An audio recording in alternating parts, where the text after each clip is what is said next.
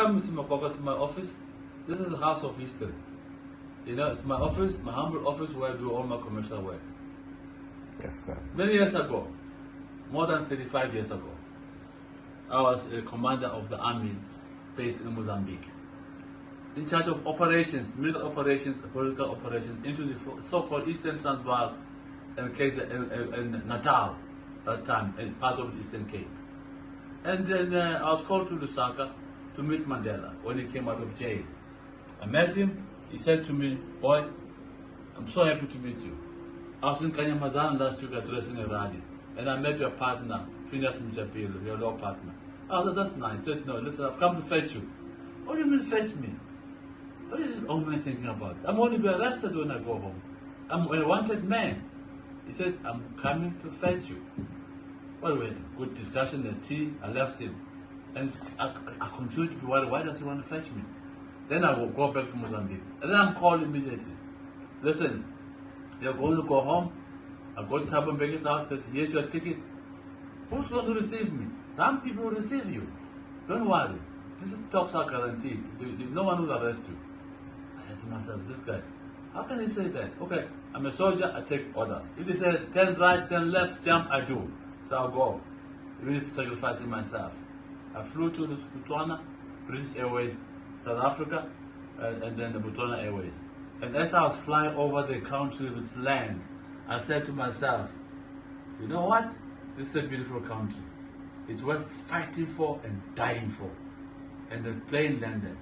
At the airport, at the tarmac, I'm met by people walking in the plane. Don't know them. I'm sitting there, my head facing down. These guys walk around, and they come to me. They say, "Are you Matthew?" I kept quiet. I said, look at them like that. They said, "Are you Freddy?" I said, "Yeah, I'm Freddy. I'm Freddy Makwakwa. I'm Freddy Maputo. I'm Freddy Mozambique. I'm many Freddys. Which one do you want?" They said, "One Freddy." I said, "I'm Freddy." They said, "Okay, we'll come to fetch you." "Who are you?"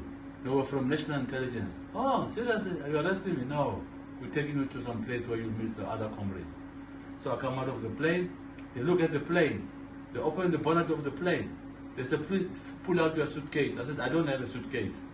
I had a sling bag with two jeans, two underwears, two pair of socks. And I said to them, "This is my luggage. Don't have any other luggage." They said, "You don't trust us." And I said, "Why must I trust my enemy?" We all laughed about it. They went inside the airport. They stamped my passport. It was a Ghanaian passport. They said, "Why Ghanaian passport?" I said, "Well, it's my passport. Where do you find yours? Your government gave you. You left me in exile. Where do you think I was going to get a passport?" I had to get a passport, you know. Then we drove around at the back. My partner Mjapila, I phoned him on the landline from Botswana that he must come and fetch me. He never saw me. Gone, I was. There were no cell phones. There were no bleepers even those days. Couldn't have phoned him in other way. So they drive me on the way to Lanseria. Along the way, they say to me, "Listen, we're taking you to Flag Plus." They had heard that I was one of those who interrogated Derek Coutier, one of the Flag Plus killers. You know, so they realized it would scare me. I said, "Well, guys, you win." They laughed. I said, "It's a sick joke."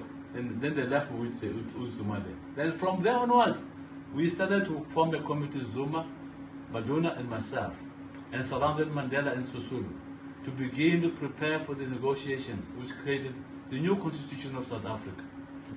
We prepared for the negotiation. We were flying between Cape Town and Johannesburg, secretly. We're not allowed to see our families. You know, we just underground and working, preparing for the future. It was not easy.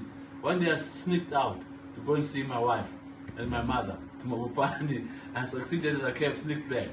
We did those boyish things, but we were only human. We were families. And then, of course, I went to Cape Town, finalized the agenda. They said, "Who comes from Lusaka to come and join the talks?" Mandela kept saying, "You guys, you make up the delegation." Then we made the delegation. These Afrikaners, they see the name of Slovo and Chris Hahn on the list. They said, "Machtig, these guys can't come at the beginning. They must come later." We said, "You want to talk to us?" "Yes, but you want to tell us who must be in our delegation?" It doesn't work that way. You can't say to me, "You're going to go into a meeting with me and determine my delegation." So then there's no talks. They said, okay, then Professor Khalfur was acting president. De Klerk was out of the country. He phoned him, he came back and said, okay guys, let them come. We said, but you must remember, after the first talk, we're going to address the masses at Mitchell's Place. What? You're going to address the masses? Yes, we must greet them. They're our constituency. No, man, these guys are here to agitate. No, we're here to make ourselves present. We're back. Okay, can have a rally. Is Slovo going to speak at the rally? Yes, he's going to speak at the rally. They got hot under the collar. How can this communist come and address the masses at Mitchell's Place? We said, yes, he's going to do that, the normal political activities. It went on. This photo was taken at the first talk, after the first proto-skill discussions, 2 or 3 minutes after. This is the most historic photo in this country. You know, me sitting here, standing here, at 38, only 38, having been in practice as a lawyer at 24, 25, having been in exile, having back from exile at 38, I had the privilege of advising this honorable president of ours, and I'm very proud of that. You know, he was like a father to me. He was a father to many people. He taught us so many things. He was the university of life. We came back angry, and he said to us, guys, you must rise above your anger. Guys, you must understand you need your enemy to make peace. Your friend you already have peace with. Guys, you must impose peace on violence. Please understand, it doesn't matter how angry you may be. Don't think with your heart, think with your head.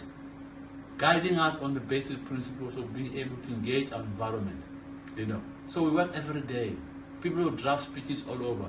He will never read those speeches until me and Maduro have gone through them and check those speeches and remove the non-statesman-like statements.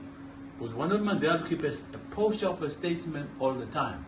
So that's how we work with him at Grooteskiel, and the various working groups which led up to this working group on the Pretoria Minute, where we suspended armed struggle under difficult conditions, and until CODESA was born. CODESA was born, and the discussion at CODESA went on. It broke down, that CODESA. It collapsed completely. Also big issues. Number one, who writes the Constitution? We argued that the Constitution must be written by properly elected South African delegates in the parliament.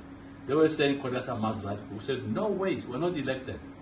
A number of things like that. How do we stop the violence? Political prisoners, and all those issues. Then they formed this team here, led by Cyril Ramaphosa.